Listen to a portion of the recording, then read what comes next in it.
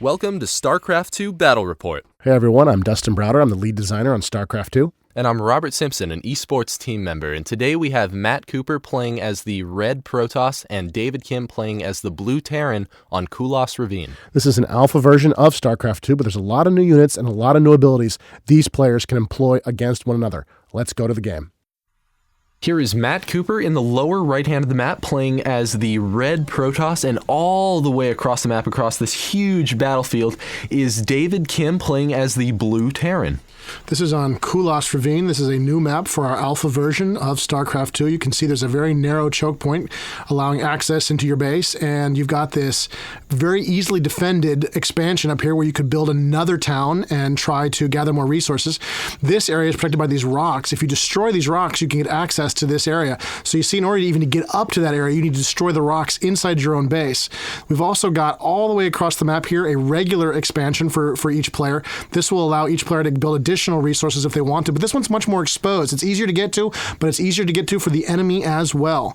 And in the middle of the map, we've got these Xel'Naga watchtowers, which allow players to see a huge area around them if they capture the towers. These will be critical during the battle, as these towers are right between both players, and capturing these towers will give both players a lot of information about what's going on across the map. And of course, being a good StarCraft II map, these areas are mirrored. It is balanced. You can see there is a similar position here next to the Protoss player as there was next to the Terran player. And finally, we've got these high yield expansions here. This is a place where you get access to high yield minerals. You collect additional resources for controlling that area, and both players would be highly incentivized over the course of the game to try to get control of those areas. But as with your expansions, they're much harder to defend. And so now on production, we can see both the players trying to keep up with the resources, pumping out another probe and SCV. We do see both the gateway and the barracks being built simultaneously. The Protoss and Terran player already have down at least one farm. We do see a probe and a supply depot out on the battlefield. Now that probe is scouting out just a little earlier than that SCV. They're likely going to see each other's scouts and be able to guess, use their intuition to find out where the other player is. We do see the Protoss player throw down an assimilator, so we're probably going to see him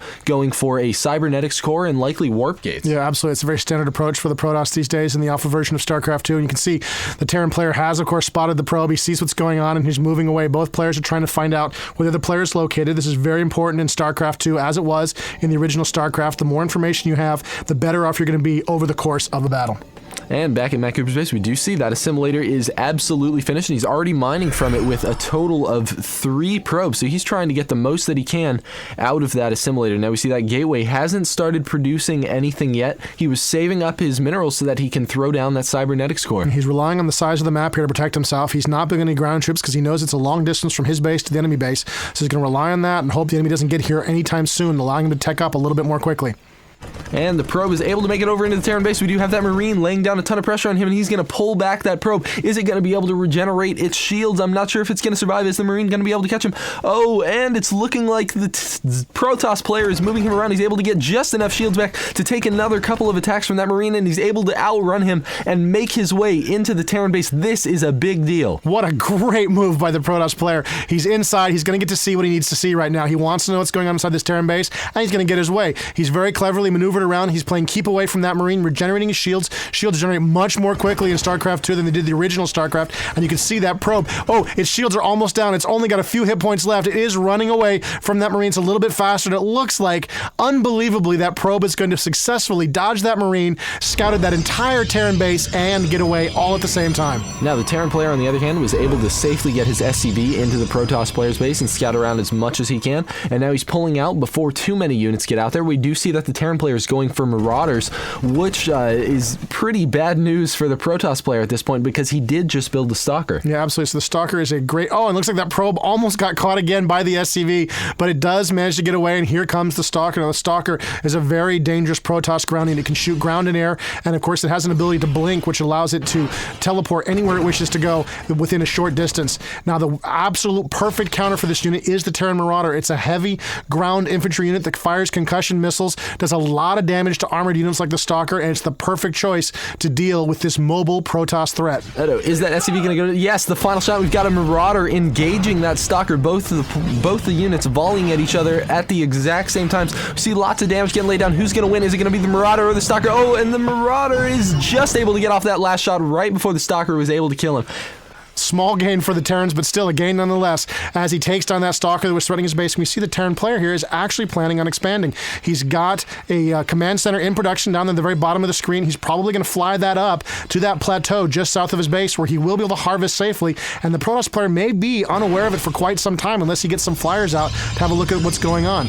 Meanwhile, back in the Protoss base, because there's a lot of teching going on, a lot of resources being laid down here. Looks like he's got some more gateways on the way. He's got another simulator going down, and he's got a Twilight Council, which will allow him to build Immortals. It'll allow him to detect Dark Templars. It's really a gateway for a lot of choices for the Protoss. It'll allow him to build Charge on his Zealots, allow him to move much more quickly. A lot of choices coming out of that building, so we're going to see what the Protoss decides to do once he gets that tech in play. And so here, David Kim has taken advantage of his ability to lift off and load a few SCVs into that command center and land them right on that high ground expansion. Oh, and the Protoss player looks like has built a proxy pylon, as we've come to call it, in this StarCraft II alpha build, where you actually build a pylon closer to a player's base so that you can warp units in much closer so that they can cover lots of ground very quickly. This is the only reason to put that pylon down right there is so he can warp in units right there in the middle of the battlefield. This will significantly cut off the amount of time it takes the Protoss player to move across the battlefield. And we had the tech console up there just a second ago, and we saw that the Protoss player was researching Charge.